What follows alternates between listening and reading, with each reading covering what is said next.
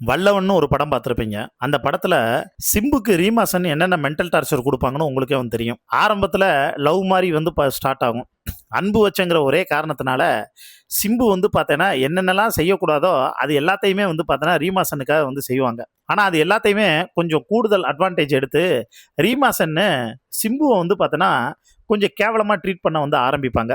ஏன்னா, இவனோட வீக்னஸே நாம தான். அதனால இவன எப்படி வேணாலும் நம்ம வந்து மேனிபுலேட் பண்ணலாம் அப்படிங்கிற அந்த ஒரு பாயிண்ட் ஆஃப் வியூல அவங்க வந்து பார்த்தோன்னா வந்து செயல்படுவாங்க.